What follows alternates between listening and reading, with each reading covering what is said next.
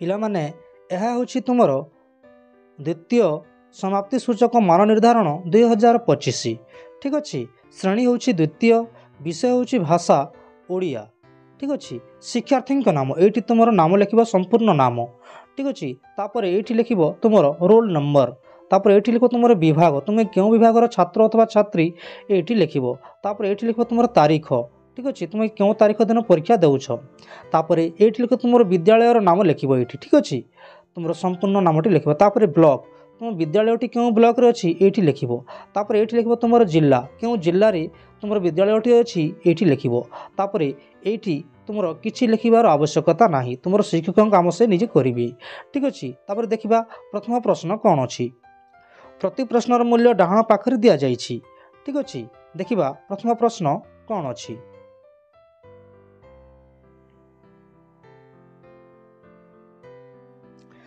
ତଳେ ଦିଆଯାଇଥିବା ଚିତ୍ର ଦେଖି 3ଟି ବାକ୍ୟ ଲେଖିବ। 3ଟି ବାକ୍ୟ ଲେଖିବ ପିଲାମାନେ। ଠିକ୍ ଅଛି। ଚିତ୍ରକୁ ଦେଖି 3ଟି ବାକ୍ୟ ଲେଖିବ। ଏଇଠି ପ୍ରଥମ ବାକ୍ୟ ଲେଖିବ, ଏହା ଏକ କମାରର ପରିବାର। ଏହା ଏକ କମାରର ପରିବାର। ଠିକ୍ ଅଛି। ତାପରେ 2 ନମ୍ବର ବାକ୍ୟରେ ଲେଖିବ, କମାର ବୁଢ଼ାଟି ମାଠିଆ ତିଆରି କରୁଛି। ଠିକ୍ ହେଲା। ତାପରେ 3 ନମ୍ବର ବାକ୍ୟ ଲେଖିବ,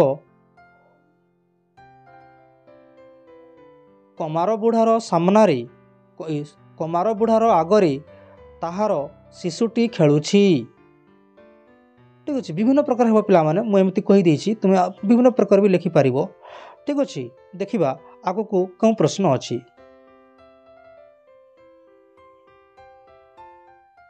ତଳ ଅନୁଚ୍ଛେଦଟି ପଢ଼ି 2ରୁ 5 ନମ୍ବର ପର୍ଯ୍ୟନ୍ତ ଉତ୍ତର ଦେବ। ଠିକ୍ ଅଛି। ଆମେ ସିଧାସଳଖ ପ୍ରଶ୍ନ ପାଖକୁ ଯିବା ପିଲାମାନେ। ଠିକ୍ ଅଛି। ଝରଣାଟି କେଉଁଠାରୁ ଝରି ଆସୁଥିଲା। ତୁମେ ଏହାର ଉତ୍ତରରେ ଲେଖିବ, ପାହାଡ଼ ଦେହରୁ ଝରଣାଟି ଝରି ଆସୁଥିଲା। ଏଇଠି ଲେଖିବ, ଏହାକୁ ଲେଖିବ ଏଇଠି। ଠିକ୍ ଅଛି। ପାହାଡ଼ ଦେହରୁ ଝରଣାଟି ଝରି ଆସୁଥିଲା।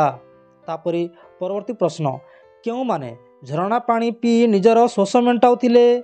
କେଉଁମାନେ ଉତ୍ତରରେ ଲେଖିବ, ବାଘ, ହାତୀ, ମିରିଗ, ହରିଣ, କୁମ୍ଭାଟୁଆ, କାକତୁଆ, ଶାଗୁଣା, ମଣିଷ ଆଦି ଝରଣାର ପାଣି ପିଇ ଶୋଷ ମେଣ୍ଟାଉଥିଲେ। ଠିକ୍ ଅଛି। ପରବର୍ତ୍ତୀ ପ୍ରଶ୍ନ ଅଛି,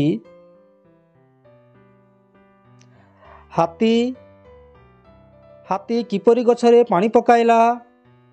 ଏହାର ଉତ୍ତରରେ ତୁମେ ଲେଖିବ, ହାତୀ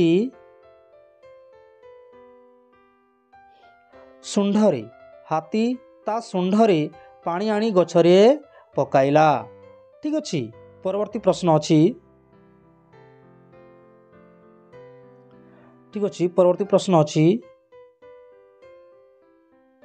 ହାତୀ ଗଛରେ ପାଣି ଦେଇ ନଥିଲେ କ'ଣ ହୋଇଥାନ୍ତା। ଗଛ ଗୁଡ଼ିକ ଶୁଖି ମରିଯାଇଥାନ୍ତା। ତୁମେ ଏଠି ଲେଖିବ। ଠିକ୍ ଅଛି। ଗଛ ଗୁଡ଼ିକ ଶୁଖିଯାଇ ମରିଯାଇଥାନ୍ତା। ଠିକ୍ ଅଛି। ପରବର୍ତ୍ତୀ ପ୍ରଶ୍ନ ଅଛି, ତଳେ ଦିଆଯାଇଥିବା ଗୀତଟିକୁ ପଢ଼ି 6ରୁ 9 ନମ୍ବର ପର୍ଯ୍ୟନ୍ତ ପ୍ରଶ୍ନଗୁଡ଼ିକର ଉତ୍ତର ଲେଖ। ଠିକ୍ ଅଛି। ଗୀତ ଗୁଡ଼ିକ ଅଛି, ଗାଁଟିର ନାଁ ଶରଧାପୁର, ସେଇଠି ନିତିଆ ଭାଇର ଘର, ନିତି ଦିନ ସିଏ ଚକ ଘୁରାଏ, ହାଣ୍ଡି ମାଠିଆ ଦିଏ ଗଢ଼େଇ। ଠିକ୍ ଅଛି। ନିତି ଦିନ ସିଏ ଚକ ଘୁରାଇ, ହାଣ୍ଡି ମାଠିଆ ଦିଏ ଗଢ଼େଇ। ଠିକ୍ ଅଛି। ତାପରେ ଆମେ ଯିବା ସିଧାସଳଖ ପ୍ରଶ୍ନ ପାଖକୁ। କବିତାରେ କାହା ବିଷୟରେ କୁହାଯାଇଛି।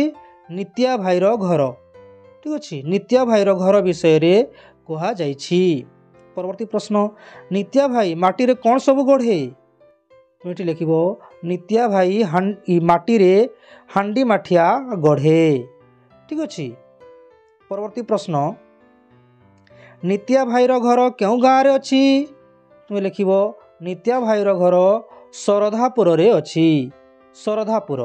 ଠିକ୍ ଅଛି। ପରବର୍ତ୍ତୀ ପ୍ରଶ୍ନ, ମାଟିରେ ତୁମେ କ'ଣ ସବୁ କରିପାରିବ। ପିଲାମାନେ ଏହି ପ୍ରଶ୍ନଟି ଅତି ସ୍ୱଚ୍ଛନ୍ଦ, ତୁମେ ନିଜ ଇଚ୍ଛାରେ ତୁମେ ଯେମିତି ପ୍ରଶ୍ନ ଉତ୍ତର ଦେଇପାରିବ। ତୁମେ ଲେଖିପାରିବ, ମାଟିରେ ମୁଁ ବିଭିନ୍ନ ପ୍ରକାର କଣ୍ଢେଇ, ଖେଳଣା, ବଲ୍, ଚକ, ଗାଡ଼ି ଏମିତି ଗଢ଼ିପାରିବି ବୋଲିକି ତୁମେ ଲେଖିପାରିବ ପିଲାମାନେ। ଠିକ୍ ଅଛି। ତୁମ ନିଜ ହିସାବରେ ତୁମେ ଏହି ପ୍ରଶ୍ନର ଉତ୍ତର ଦେଇପାରିବ। ମାତ୍ର ଗୋଟିଏ କିମ୍ବା 2ଟି ଝାଡ଼ିରେ ଦେବ। ठीक अच्छे।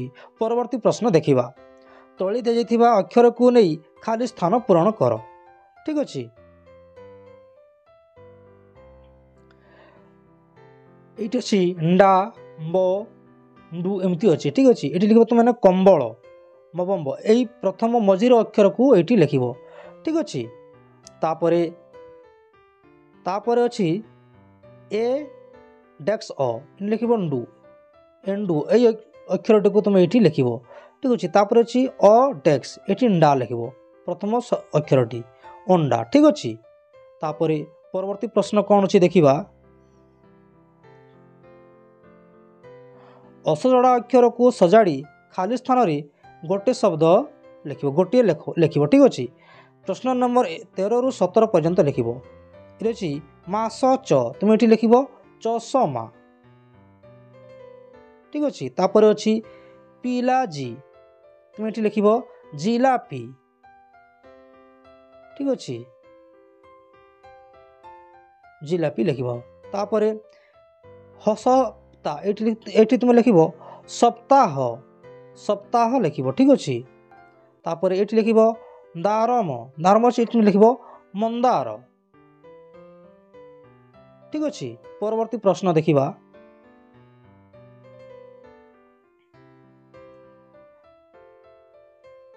असजड़ा शब्द को नहीं वाक्य गुड़ को सजाड़ी लिख 17 रु 20 नंबर पर्यंत। ठीक अच्छे। धान हुए अमल शीत दिने या ठीक भाव में लिखिले हे शीत दिने धान अमल हुए ये लिख शीत दिने धान अमल हुए। परवर्ती प्रश्न बाहर को चपल जीवा पिंधि तुम या सजाई कर लिखिले हे बाहर को चपल पिंधि जीवा बाहर को चपल पिंधि जीवा। ठीक अच्छे। परवर्ती प्रश्न घंटा विद्यालय रे छुट्टी बाजिलाणी घंटा विद्यालय छुट्टी बाजिलाणी तुम ये लिख विद्यालय रे छुट्टी घंटा बाजिलाणी। ठीक अच्छे। विद्यालय रे छुट्टी घंटा बाजिलाणी। तापर ये तुम परवर्ती प्रश्न अच्छी खेलुथिला बंदिता धरी कंढई तुम ये लिख बंदिता कंढई धरी खेलुथिला बंदिता कंढई धरी खेलुथिला। ठीक अच्छे। परवर्ती प्रश्न अच्छी देखा चित्र देखी खाली स्थान पूरण कर। चित्र देखी खाली स्थान पूरण कर। प्रश्न नंबर 21 रु 24 पर्यंत। ठीक अच्छे। लोकटी डेस्क धरी जाउछि ये चित्रटी कौन पिला माने छता ये लिख तुम्हें छता। ठीक अच्छे। तापर परवर्ती प्रश्न पहाड़ उपर डेस्क नाचुची पिला माने ये चित्रटी कौन मयूर से तुम ये लिख मयूर। ठीक अच्छे। मयूर लिख। परवर्ती प्रश्न